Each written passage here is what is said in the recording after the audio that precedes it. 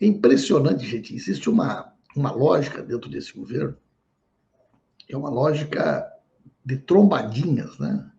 Metralhas trombadinhas.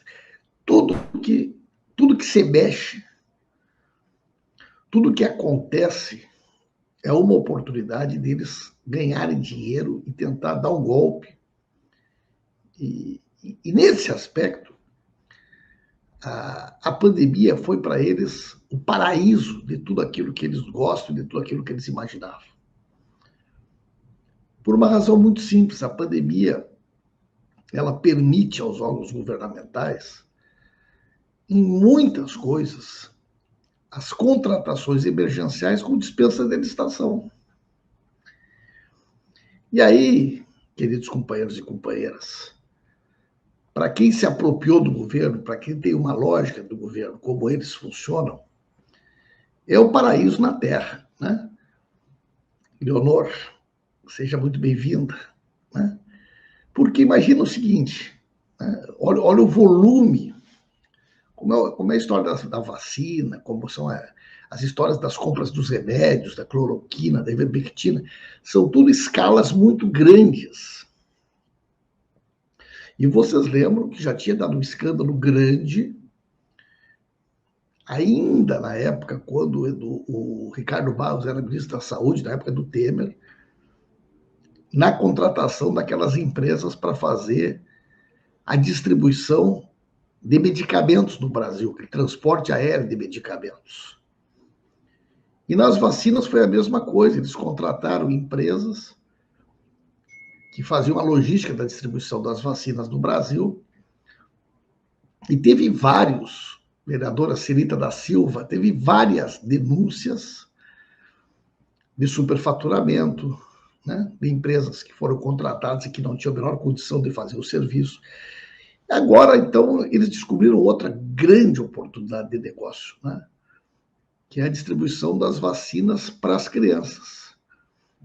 O próprio órgão do governo, a Advocacia Geral da União, questionou contratar uma empresa que não tem nenhuma experiência, uma empresa que não tem experiência em trabalhar com esse tipo de serviço, estabelecer um prazo para distribuição que é totalmente incompatível, e o preço. Então, é uma empresa, Martini, uma empresa que não tem experiência para fazer distribuição, deram um prazo que é um prazo extremamente excessivo, e o preço é um preço absolutamente acima do valor do mercado. Então, vejam que não tem, né, meu cara Ademar Batista, não tem nenhum argumento que justifique o tipo de contratação que eles fizeram. O preço é mais caro que as outras, o prazo é maior do que outras empresas ofereceram, e é uma empresa que não tem experiência. Mas como é um contrato sem licitação, como é um contrato sem necessidade de um certame público de escolha, são as oportunidades que o governo tem de multiplicar, né?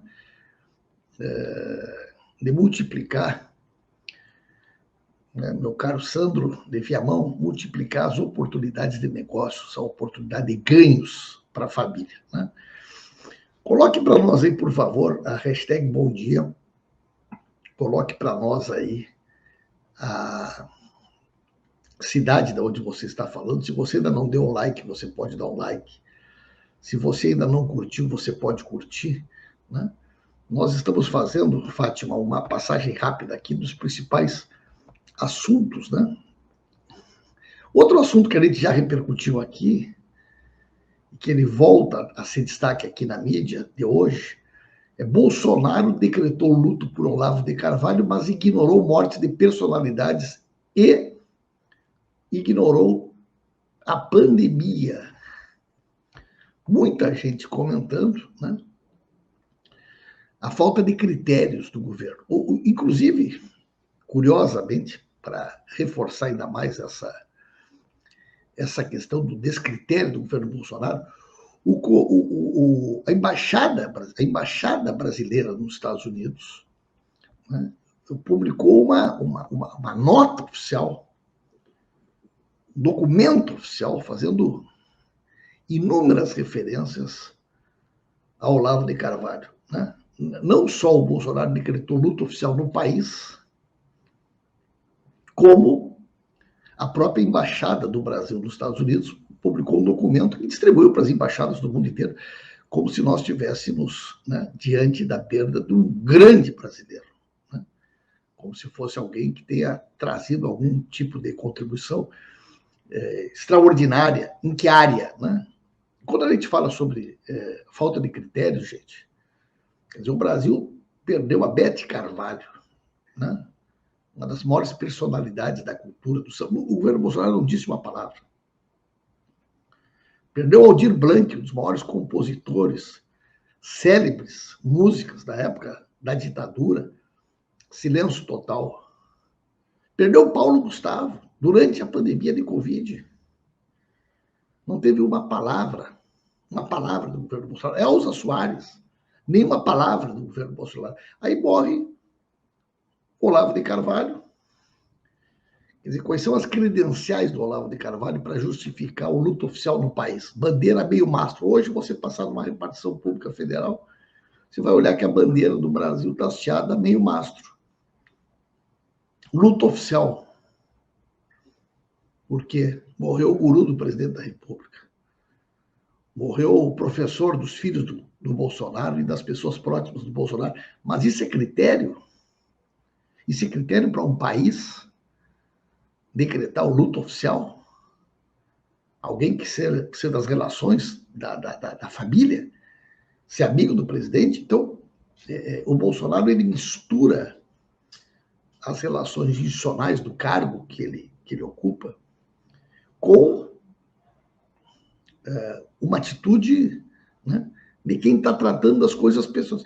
Aliás, a outra notícia de hoje também tem a ver com isso.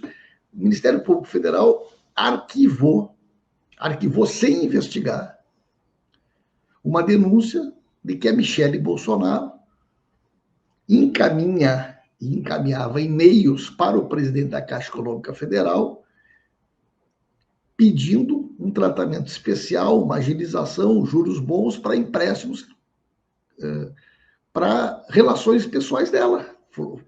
Uma floricultura, amigos, amigas, empresas próximas. Quer dizer, a primeira-dama do país, a Michele Bolsonaro, estabelece um canal com o presidente da Caixa Econômica Federal. Diga-se de passagem, o presidente da Caixa Econômica Federal, que quer ser vice do Bolsonaro, para que seja dado um tratamento diferenciado para as pessoas que são encaminhadas por ela, para a Caixa. Então, vejam, de novo aí, a gente observa a mesma conduta. A mesma conduta, né? Que é as relações pessoais presidindo a conduta institucional dos órgãos governamentais. E o Ministério Público Federal não disse absolutamente nada, pelo contrário, pediu o arquivamento da investigação arquivou sem investigar, essa é a realidade, arquivou sem investigar. Bom dia, Conceição, bom dia, Cássio, bom dia, Moacir Nazário, nosso vereador, bom dia, Flávia Rodrigues, bom dia, Graça Sassá, diga a cidade da onde você está nos acompanhando, né? E nós estamos aqui fazendo uma rápida passagem das principais notícias que a imprensa dá destaque no dia de hoje, né?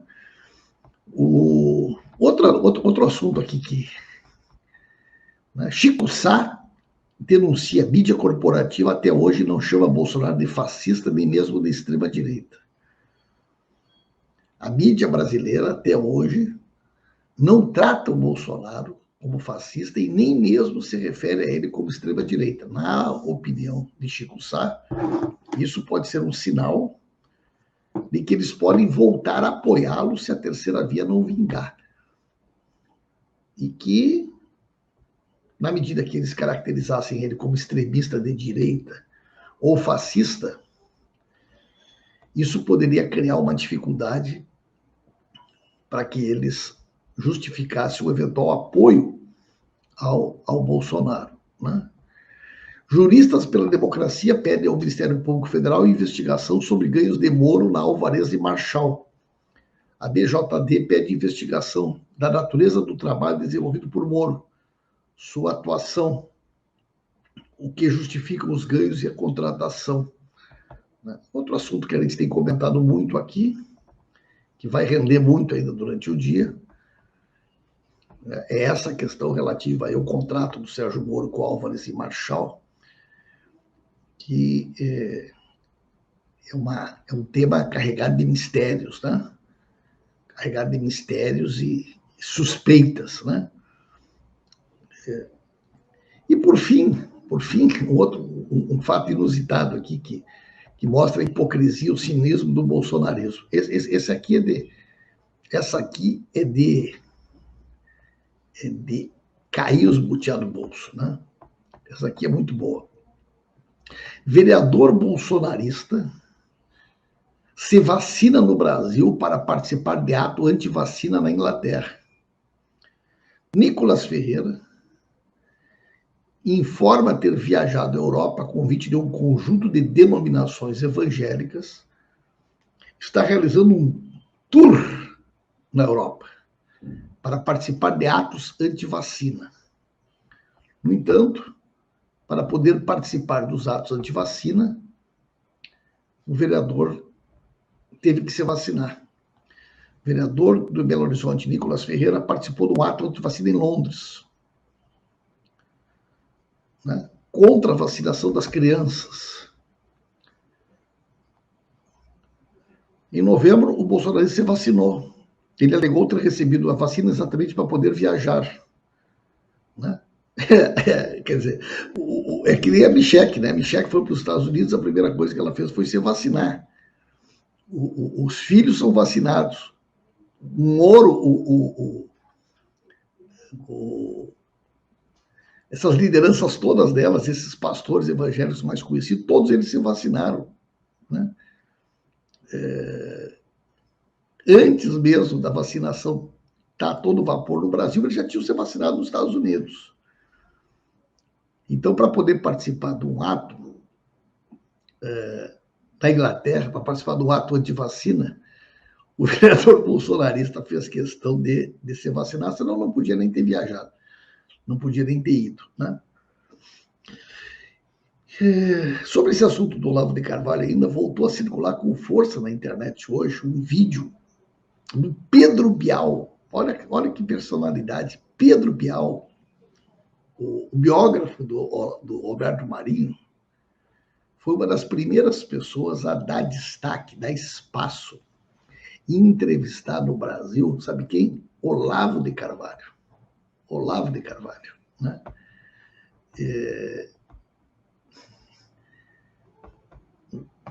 Pedro Bial, apresentador da Globo, afirma no vídeo, né, que foi pioneiro em entrevistar o escritor como filósofo. Né? Olavo de Carvalho, eu tinha conhecido o senhor antes, pelos seus artigos agudos nos jornais. Sou o primeiro a promover uma entrevista dele como filósofo na televisão, indo na maré contrária à antipatia das suas ideias da elite intelectual tupiniquim. O senhor é um novo e brilhante pensador da direita brasileira, afirmou na época Pedro Bial. Né? Brilhante pensador da direita brasileira. É bom a gente perceber, a gente enxergar como é que o bolsonarismo encontrou aliados de primeira hora na mídia. Bolsonaro também tinha generosos espaços na mídia comercial. Eu me lembro daquela Luciana Gimenez, por exemplo, ele não saía do programa da Luciana Gimenez. Teve vários outros programas que durante os 2, 3 anos que antecederam o surgimento do Bolsonaro davam um espaço permanente e constante. Está aí o Olavo de Carvalho, todo mundo sabe quem é. Com espaços generosos na Rede Globo, tratado como um brilhante pensador da direita brasileira. Essa gente não chegou onde chegou sem ter apoio. Não chegou onde chegou por acaso. Teve muita gente cúmplice, teve muita gente parceira do Bolsonaro, que escondeu as relações do Bolsonaro e dos filhos com a milícia, com o crime organizado. o desprezo que ele sempre teve pela democracia, a bajulação dele aos torturadores, tudo isso foi, né, conscientemente escondido da população por figuras como esse Pedro Bial, que foi, ele mesmo diz, pioneiro em oferecer generosos espaços na TV brasileira para uma figura como Olavo de Carvalho. Assim como a mídia esconde da sociedade brasileira que o Moro foi declarado juiz suspeito, que as sentenças do Moro foram anuladas, assim como a Globo não faz uma matéria tratando do caso Álvares e Marchal, ou protege o Dallagnol, não fala sobre os ganhos milionários do Dallagnol no final do ano, por quê? Porque é cúmplice, porque são todos farinhas do mesmo saco, porque fazem parte do mesmo time. O Vadir vai sim, o Vadir vai ser pré-candidato a deputado federal, já é pré-candidato, vai ser candidato a deputado federal pelo Rio de Janeiro. Gente, quem não deu like aí pode dar um like, quem não curtiu pode curtir, quem não compartilhou pode compartilhar. Durante o dia a gente volta. Eles escondem, os bolsonaristas escondem que o Olavo de Carvalho tinha contraído a Covid 10 dias antes de morrer. Por que eles escondem das pessoas? Por que eles escondem das pessoas que o Olavo de Carvalho, 10 dias antes de morrer, tinha contraído Covid? Ah, tem relação direta? Não sei se tem relação direta, mas por que omitir isso das pessoas? Por que esconder isso das pessoas? Essa gente não chegou onde chegou. Chegou por acaso. É que nem jabuti, gente. Jabuti não sobe em árvore. Se tu enxergar um jabuti em cima de uma árvore, é porque alguém colocou ele lá. Porque sozinho ele não sobe. Isso é que nem o bolsonarismo, gente. Esse cara sozinho não teria chegado onde chegou. Um cara escroto, inepto, né? Um cara intelectualmente imbecilizado, um cara que despreza a ciência, o conhecimento, que odeia a democracia, as instituições. Como é que uma figura dessas chegou aonde chegou?